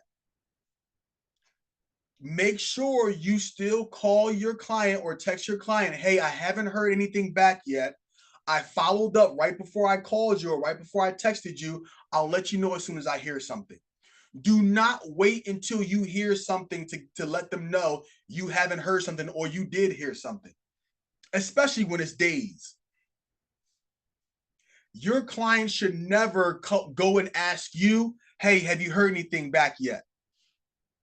Because that means you waited too long to follow up with them. Ask questions. When you're about to before you put your offer in, call the listing agent and try to dig a little bit and see, is the seller looking for anything in particular? Do they want a shorter closing date? Do they want a longer closing date? What are some contingencies that they don't want to see on the contract and the offer? Dig deep, be proactive in your approach. Most of the time, listing agents will give you information because they don't want to waste your time and they don't want to waste theirs. One of the things that I like to use, and this was given to me by my coach when I first started real estate, you want to try to get an idea on how much the seller would accept, right? But you can't ask. You really can, but they're not going to tell you. Most of them won't. But here's a good way to get that information without asking. You can ask them. You can say to them, "Listen, my client's willing to put in an offer. Let's say the asking price is $400. My client is willing to put in an offer for $385. Is that worth writing up?" That simple question. Is it worth writing up? They may say, you know what? No, they already declined the $385 offer. I wouldn't waste my time. Or they might say, you know what? Draw it up. It might work. But that gives you an indication on where you're at in terms of a pricing, in the terms of negotiating the price. So if you have those clients that want to lowball, because we have those as well, I would text the agent, hey, is it worth drawing up an offer for, let's say, again, go back to the $400,000 example. Is it worth drawing an offer up for $365? And now you have a text message. They're going to respond, no, I wouldn't waste your time. Now you can screenshot that, send it to your buyer. Do you want to still put the offer in? Now, of course, if they say still put it in, you have a fiduciary responsibility to do so, but that could help save you some time and a headache. I mentioned being proactive. Have a clean and clear contract. There are some experienced agents. If your contract is messy and undone, they won't even present it to their seller. There's a lot of, matter of fact, I'll say some agents, there are quite a few agents who just off of the way your contract looks won't present your offer. And is it wrong? Yes, it is, but it happens. So a lot of times, let's say you send a contract through DocuSign for your client to sign, and you made a little mistake, right? And you got to edit it, or you got to cross it out and then have them initial. I always advise you to just send it over again, not redo the whole thing, but just resend it for clean signatures. You don't want to have a bunch of crossing out and initialing, and it just doesn't come off as professional. And it could be an indication to the listing agent that you're going to be a problem throughout the entire process. So a good, clean offer is it's like your first impression. Especially, again, like I mentioned, when you're new. And then if you establish yourself as an agent that sends clean offers, as you build a reputation for that. There are plenty of times where an agent has accepted my deal just because it was my deal, even if it wasn't the better deal. $1,000 or $2,000, you may be under, but they'll accept your deal because you know what they say. You know what? Annie gets the deal done. She's clean. She communicates. She's accurate. So forth and so on. So those are really important things to have in your tool bag. Make sure you're nice and clean. If it takes you a couple of extra minutes, use that time because you're presenting your offer to the listing agent and your representation of your buyer. And you never want to be the reason why your buyer didn't get a deal because of your sloppiness and your lack of professionalism. Now, when you're negotiating, be quiet. What do I mean? I mean, whether it's a seller or buyer, don't assume whether your buyer or seller is going to agree to the counter. Don't say things like, oh, you know what? I know you're not going to like this, but they came back at this number. Or, you know what? I hate to even say this to you, but this is what they could. No. Don't put your own personal feelings or assumptions in on the conversation. My coach always told me, just give it to them straight and be quiet. I've been blown away at deals that have been accepted when I thought there was no way my seller was going to accept this offer. And sure enough, I gave it to him and I stayed quiet. And that awkward silence can be deafening. It can be hard, but stay quiet. When you're presenting news to your client throughout the process, when you're in the transaction, just give them the news, be straight, be upfront, be transparent, be honest, and be quiet. Let them process it. Don't put your own personal feelings in it. And remind them it's a business transaction. I know you're buying a home and you're going to raise your family here and so forth and so on, but remind your clients, don't take it personal. Okay? Identify the motive of the seller if you can. I mentioned this earlier with asking questions before you submit your offer. Try to see if you can find out why they're selling, because that could help you in your offer, in your presentation of your offer. And remind the buyer of their motive. I mentioned this earlier in the training. When you're negotiating, when they're trying to be tough, because for whatever reason, remind them of why they are buying their home and what their goal is in accomplishing that goal, and that you're doing your best to help them accomplish it. Remind them that once you're in your home and you're loving it, you're not going to care that during the home inspection negotiations, you didn't make them buy you a new fridge. You know what I mean? You're going to be in your home. You're going to be loving it. You're going to be raising your family. You're going to be enjoying that deck and that backyard or whatever the case may be. Again, do your best to remove the emotion as much as you can. That's your job as the professional real estate agent. Going back to doctors. Doctors give you the news straight up. Okay, very rarely have I seen a doctor that gets emotional when giving the news of anything that's happening with a person when they're, telling them something, whether it's good news or bad news. Sometimes good news, I'm sure they may get personal, but again, remember that you're a professional. You have to be the level-headed one. You have to be the unemotional one. You have to be the one that keeps business front and foremost. Any questions about negotiating best practices? Any ahas? Something that stuck out to you that I shared?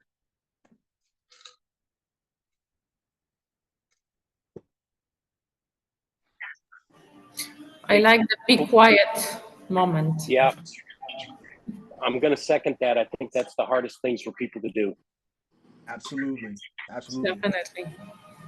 Thank you so much. Yes, it's a hard thing to conceptualize, because a lot of times we feel like that when we're talking, we're controlling, but it's actually the opposite.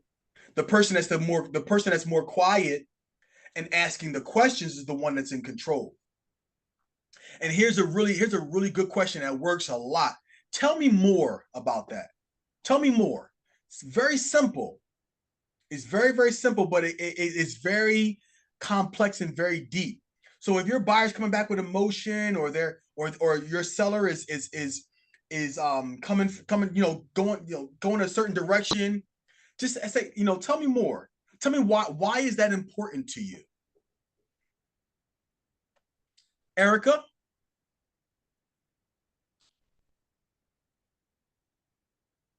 Erica had her hand up. Hey there, I'm sorry. Sorry It's okay. about that. I had a quick question regarding Sure. command. So where in command, if possible, where can I track what homes I have shown my buyer?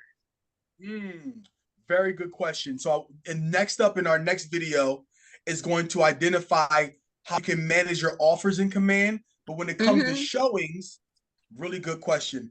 I usually put it in the note section of command. Okay. So in the command, in their profile, there's a note section where you can put in like on the notes. As a matter of fact, I can show. Let me show you real quick. Thank you. So here, go back.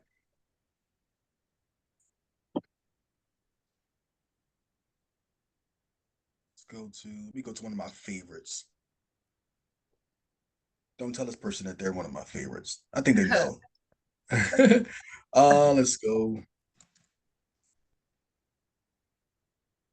All right.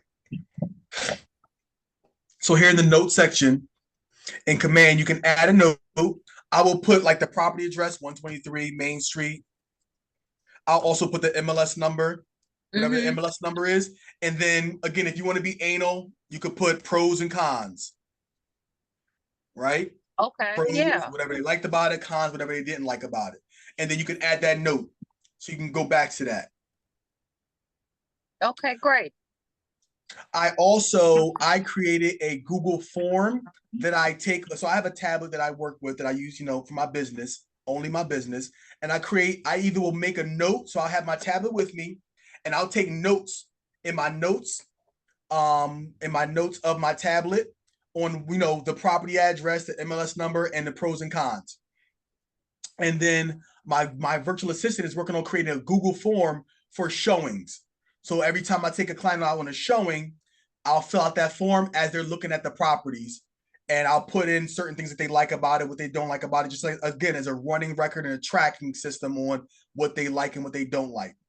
Again, additional service and value. Ebony? Yes. Question or comment? Yes, about the be quiet. I was gonna say that I messed up with that because I'm always thinking what I would do. So if I wouldn't pay a certain amount, so we can kind of get in our own way sometimes when we're looking at things through our eyes. It's like you're not buying this house. Absolutely. You're buying the house, or So Yes. that's a big aha moment for me. It was like, you know what, this is for them. You're guiding and consulting. That's it. Absolutely. And a lot of agents make that mistake when they're showing houses too. You walk in the house and you're like, ooh, this house is a mess. Meanwhile, your client's behind you like, oh, I can live here, but you already put your negative attitude and perception on the house. Right. And now that may change them from wanting to buy a house. Yeah, Ebony? talk them out of buying it, right? That's okay. Exactly. Yep. How good are they going to feel saying they want to put an offer in when you already said it's horrible? They might mess around and go and call the listing agent after they finish showing it to put the offer in for them. So keep your mouth quiet. Don't judge things. I know some agents like to extenuate things or say, oh, you can do this. If you're talking nice about it, sure. But my thing is, I stay quiet. I let them view the home, and then when they finish, I ask them for their feedback. That's it. But thank you, Ebony, for sharing. Annie? So I was going to ask a question, and this may be off base or whatever, but I did an MLS training today, and it was incredible the things that you can do with MLS, with the showing carts and things like that. And is there a way to, I guess, link that with your command? Because it was so easy the way they showed to be able to do this, and you're working so frequently in the MLS anyway. Absolutely. Is there a way to link them? So I don't believe there's a way to link them. I don't believe. I would be very surprised if there were. But what I will say is what I would suggest doing is doing a screenshot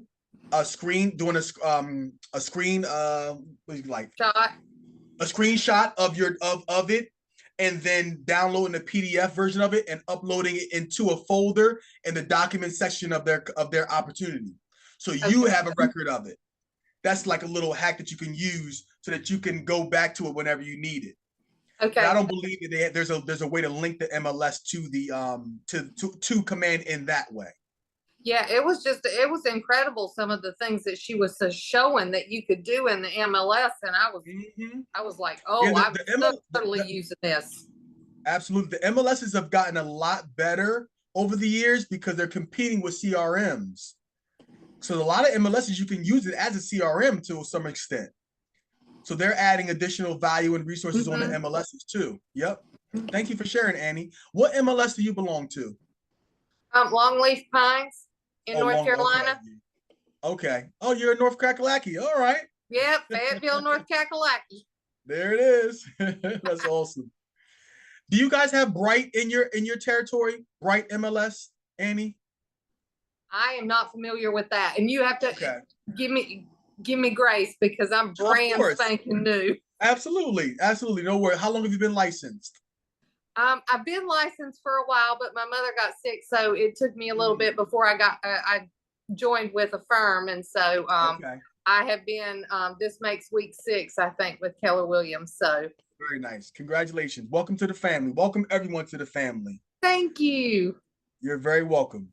All right, so you're servicing your buyer, and this right here, I love this one that I'm going to share with you, and I'm going to show you some other things in my command as well with this one. But this one is using opportunities with command, sharing and managing offers. Again, another best practices that you should have in your tool bag and you should get used to doing on a consistent basis. Check this out.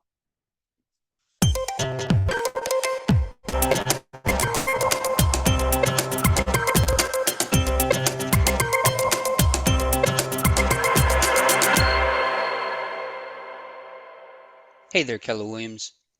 This is Bryson from KWU, and today we'll be learning how to share and manage offers. Within Opportunities, Keller Williams has created an entire offer management system. When you enter offers into the system, Command will be able to use that data to help improve your future offers through reports and insights. Once you have multiple offers, you can manage them by editing, comparing, sharing, and ultimately accepting or rejecting an offer.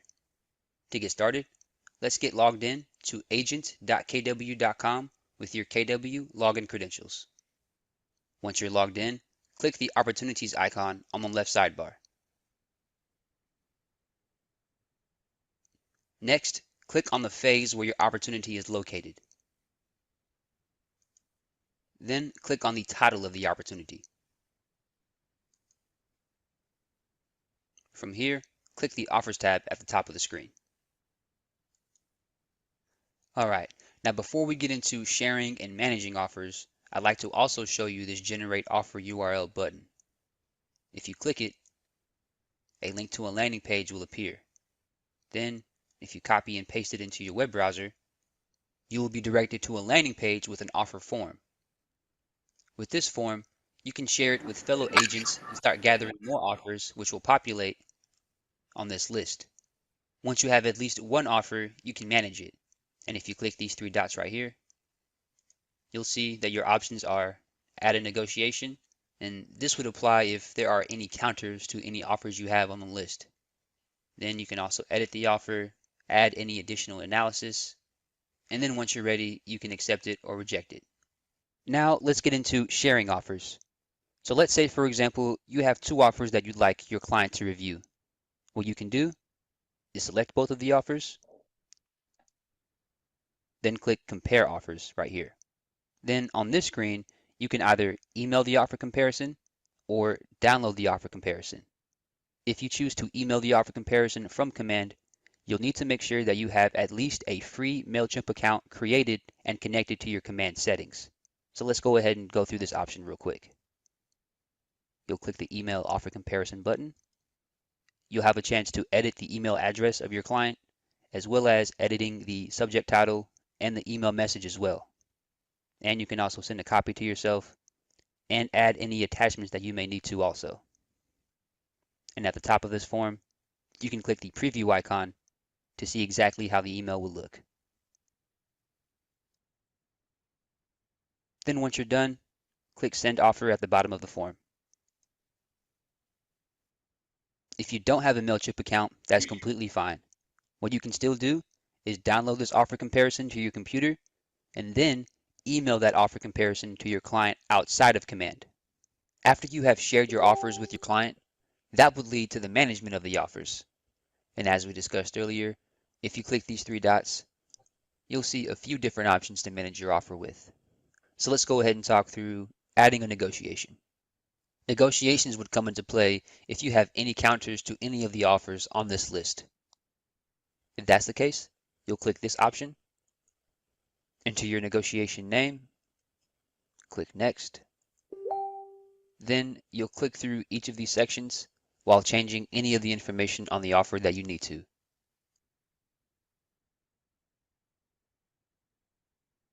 Then once you save the negotiation details, you'll see a previous negotiations link in the offer where you can view the details of the previous negotiation. If you choose to edit the offer, this will take you through the offer details where you can edit any of the information before clicking save once you're done.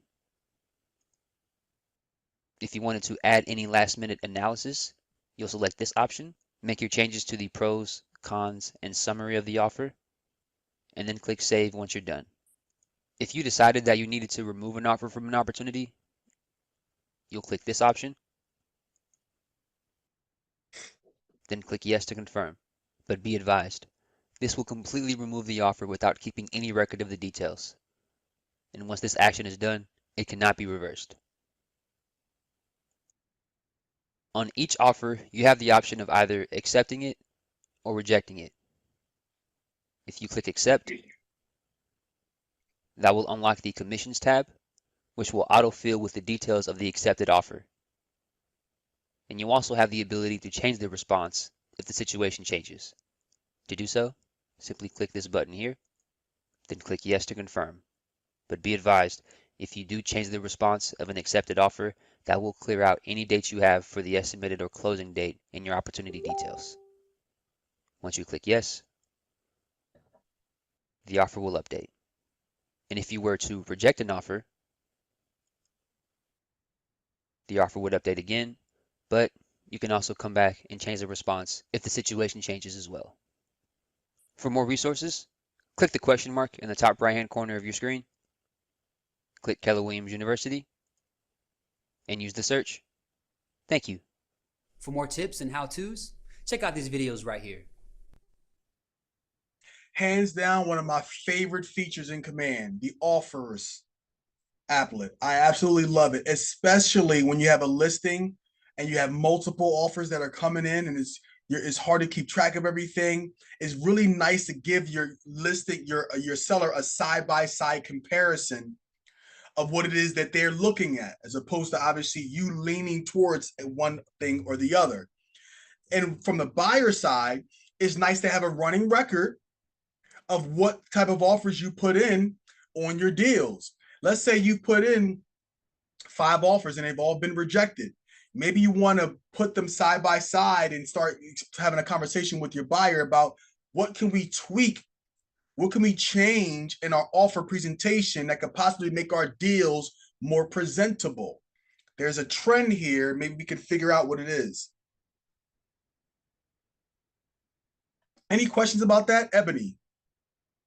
Yes, I have a question. So on the offer and negotiation part or segment of the command, when you make changes, do they show, is it shown what the previous changes are? Because I remember I used to be licensed a while ago back in the day, but I remember we used to cross out the what you didn't accept, initial it, and it would sometimes it would get a little bit messy. But at least the person know what they did agree to or did not agree to. They because it can get confusing, and they be like, "I didn't agree." With like, "Yeah, you did. It's right here. You initial. You didn't want that, or whatever." So I was want to know: does that keep a record of what was rejected or what the changes were, or they just started all over to make it cleaner? I believe from what the video had mentioned, it'll start it all over. It'll clean. It will delete whatever the previous one was. Yes. Okay, but it does show what it was before, just so people can keep track on, what they rejected or didn't agree to.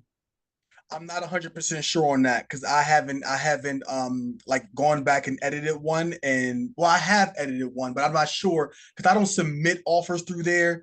I just pretty much use it to track the offers that I submit, and also the offers that I get in. I don't use the feature for submitting offers personally. Okay. You just use it to show the seller or the buyer what we to keep track of everything. Okay, great. Exactly. Yes.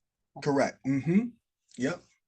So every time you submit an offer, you should create an offer in Command. Again, starting from the beginning, establishing best practices and good habits. It's very important. Some agents will only create the offer when the offer is already accepted. So you don't have a running record of what's been offered previously to be able to go back and look and see. Now, what you could do, Ebony, now that you mentioned that, is maybe you would create a new offer. You keep the old one, but you create a new one.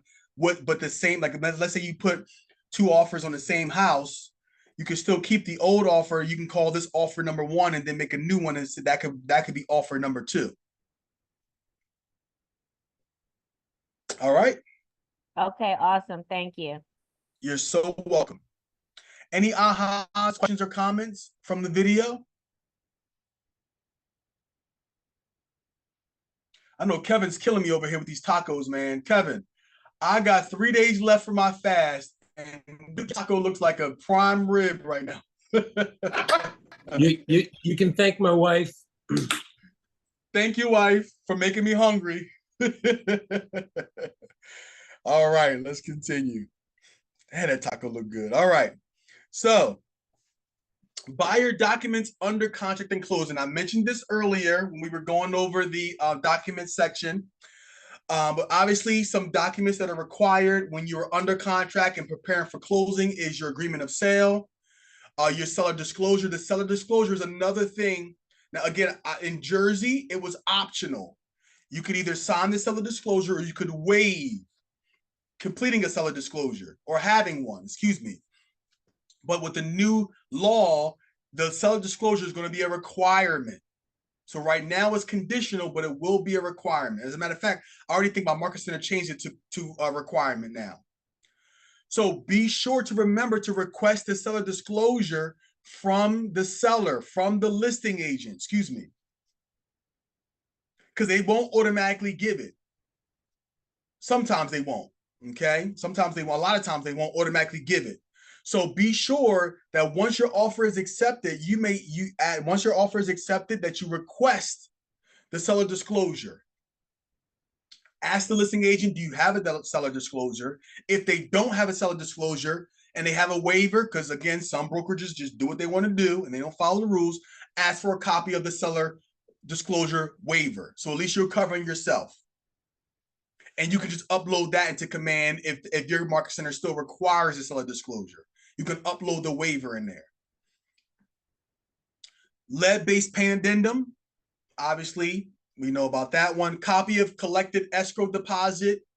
I usually will put that in my title documents folder, and some Market Centers will require you put a copy into your compliance documents as well. Any addendums? Here's something that you're going to hear a lot, maybe from your coaches, if you have a coach. Everything you need to know is in the contract. Everything you need to know is in the contract. If there's not a box checked off in your contract for an addendum and the contract was accepted, let's say you put in an offer on a condo and there's an HOA, but you never requested an HOA addendum and it was not checked off in the contract, you're obviously going to have to go back and get that because that's very important, number one. Number two, if it is checked off, anything that's checked off, there must be an addendum attached to it. So when you're filling out a contract, at the bottom of the contract on the last couple of pages, there's a checkoff box. Again, this is Jersey.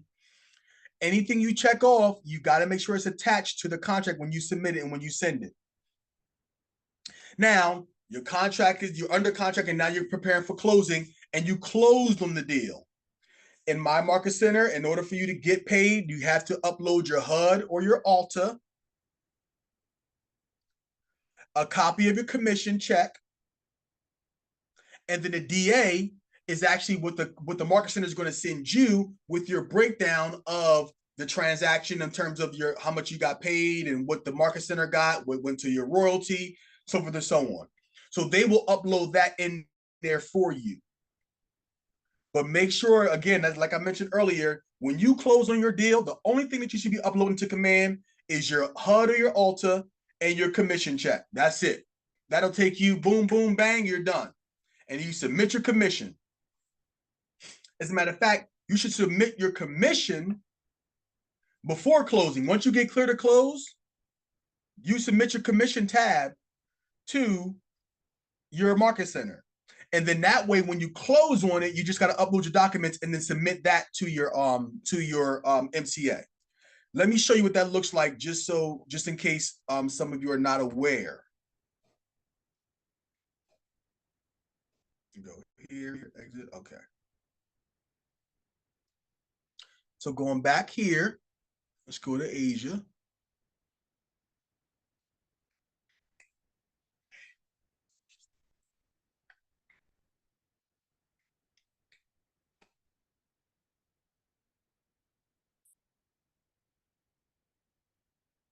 So I believe I closed on this deal, I want to say 2 years ago. And you'll see, look, all the documents are here. Sometimes clients will reach back out to you years later. Do you have, matter of fact, it happened to me last year. Unfortunately, one of my clients passed away. The wife reached out to me to ask me for a copy of the HUD. She needed it for tax purposes or something. Bam, I just went right into Command. I downloaded it, sent it right to her. Took me 2 minutes because I have my stuff where it needs to be. I have it in Command and everything like that. So this is your folder.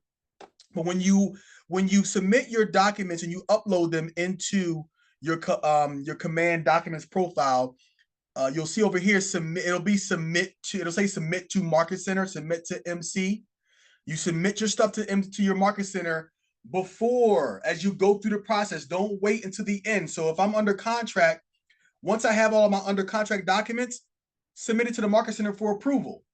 Then once I close, boom, I come here and I submitted my documents, and then I'm good to go.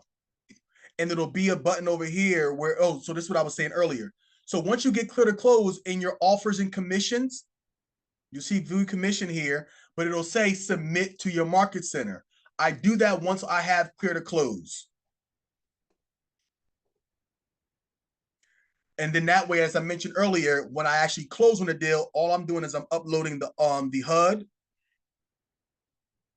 which I take this entire document that I get from the title company, and then I upload the copy of the commission check right here, submit that, and then the closing compliance checklist. I don't even remember doing this. Oh, okay, this is the DA. This is the disbursement authorization form. So you'll get this to you when your MCA transacts the deal, excuse me. And it'll be a breakdown, the commission, the sales price, your commission, the date, address, and all that good stuff. So it's nice to have those. This is good as well to have for you for tax purposes, for your own records. So if most Market Centers, I'm pretty sure most Market Centers will upload this in there for you. So you don't have to ask your MCA for a copy. They put it in the wrong spot. It should be in this spot. But you don't have to ask your MCA for that document. Some of them will print it out and put it in your mailbox. Others will just do a digital version. Some will do both. Again, it depends on your MCA and their processes and procedures. Questions about closing? Closing is always my favorite day of the week. Closing day. I don't care if it's a Monday or Wednesday, whatever. That's always the best day of the week. All right.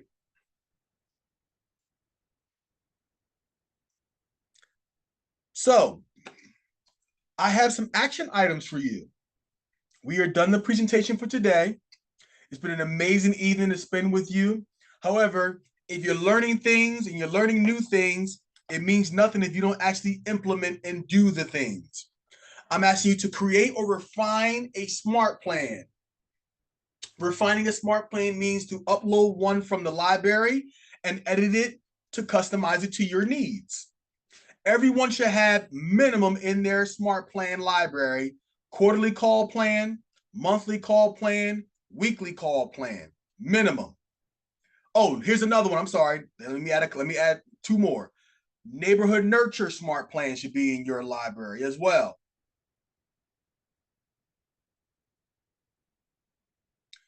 And create your listing and buyer presentation using designs. Make sure that you have it. Don't wait until you have the listing appointment or your buyer consultation the day before or the week of to make it. Make them now. You're going to get the appointments. Be prepared. That's one less thing you have to do and you got to worry about. Last ahas for this evening. I'm looking for 2.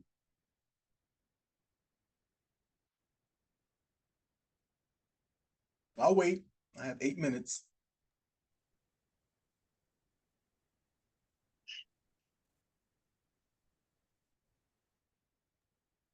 That was a lot of information. Thank you, But Barbara. I would say to do your buyers, the buyer presence, all the stuff that you talked about when it has to do with the buyer, because, right now, I don't know about anybody else, that seems to be what I'm getting.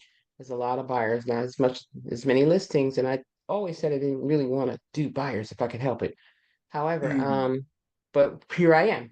And so, being able to understand, to have that information prepared, and as you said, the very last thing you said was have it ready, do it now, and do the listing one too, but have it ready, and then you're ready. You don't have to worry about, waiting until the last minute when you get ready to have that appointment.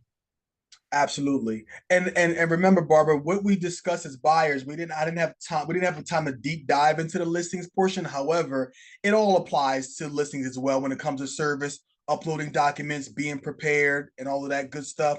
So you definitely can apply it to both sides. And you said you don't really want to work with buyers, you want to focus on listings. There's a bold law. What I focus on will expand. So if you build your lead generating model around listings, which you should, because we understand that there's 3 L's in the Millionaire Real Estate Agent: listings, leverage, and leads. If you focus your lead generating model on listings, you will get listings. Absolutely. And as a byproduct, buyers will come as well. Thank you so much for sharing, Barbara. Kevin. You're welcome. You Thank sharing you. these tacos? So, yeah, they're done. I won't put them in front of you. Appreciate it. So my biggest aha, and I mean, this is overall everything this evening. That was a very quick 2 hours. The information presented flowed. I got a lot out of it. I probably got more out of it than I know, but to go back now and implement. Yes. Thank you so much, Kevin. I appreciate that.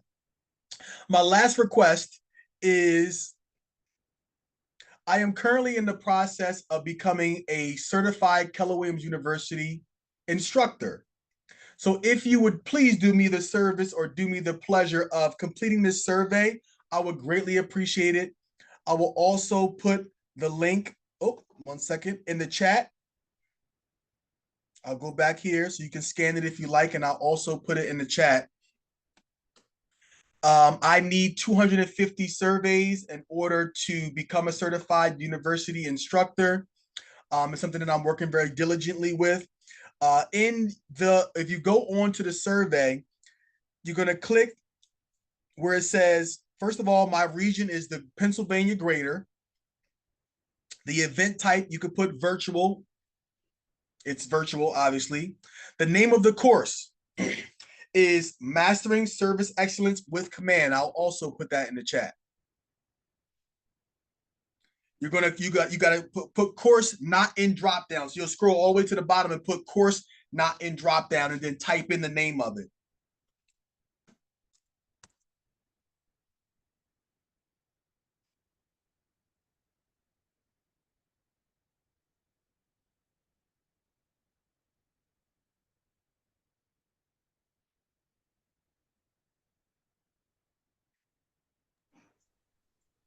So the course name is course not in dropdown? Yeah, so for course name, you're going to scroll down to the bottom and it's going to say course not in dropdown, and you'll type in Mastering Service Excellence with Command. I just put that in the chat. And then for the instructor, for the instructor number 1, put not in dropdown. I believe that's also all the way at the bottom because I'm not a certified instructor yet, so my name is not there. You'll type in Ricardo R. Don't forget the R, Belgrave. I'll leave that up for a few more minutes while you're filling it out. Thank you all so much. I really appreciate this. I wish you all the best of luck in your business. I'll also put in the chat my Facebook and Instagram. If you want to follow me or reach out to me at any point, you can do so. So I'm at KW Belgrave. The name is Ricardo. You'll see it here on the screen. It should still be on there, but I'll type it in the chat as well.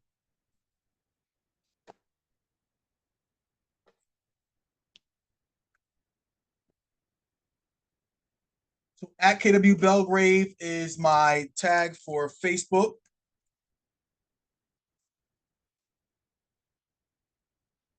And at Belgrave.realestate is my Instagram.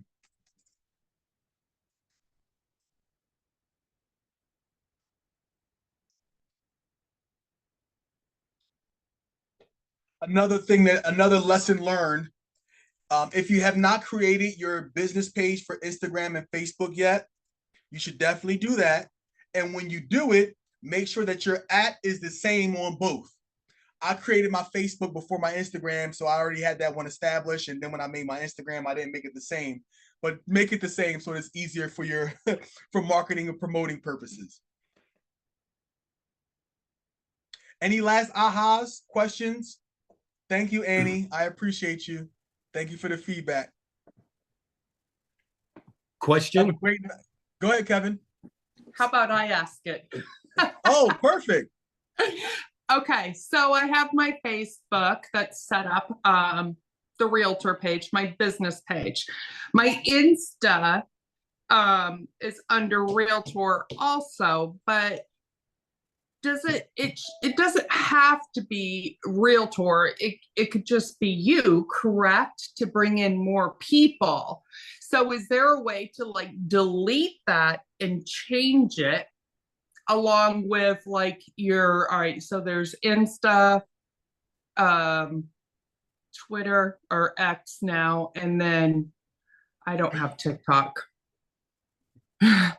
No, I just have Facebook and Instagram. I stopped there. So what I would suggest is, I wouldn't necessarily delete your personal one on Instagram, but I would create a business one, because the business pages, they provide you with a lot more analytical data to be able to track, so you can see what's working and what's not. And it also gives you the ability to create advertising and boosting of posts and things of that nature. Okay, yeah, I have a business one, so thank you. Okay, yeah, absolutely.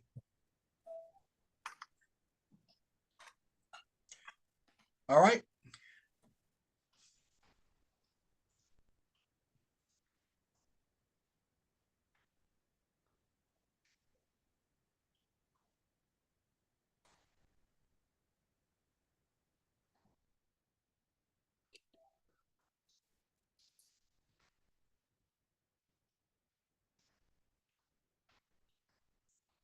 Ricardo, on where it says instructor number 2,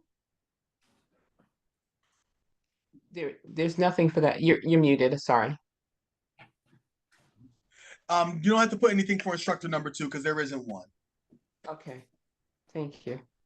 Thank you.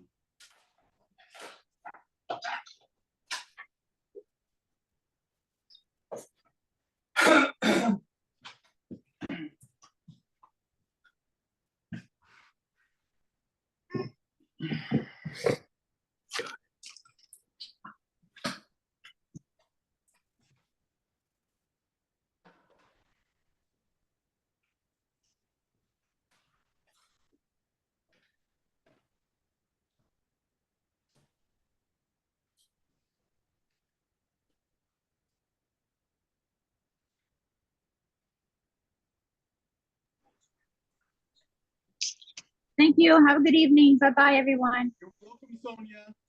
Thank you for coming. Thank you.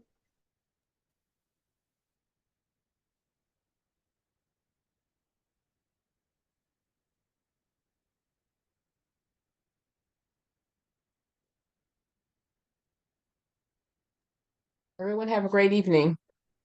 You do the same. Thank you, Barbara. You're welcome. Thank you. You're very welcome. Good night. Good night.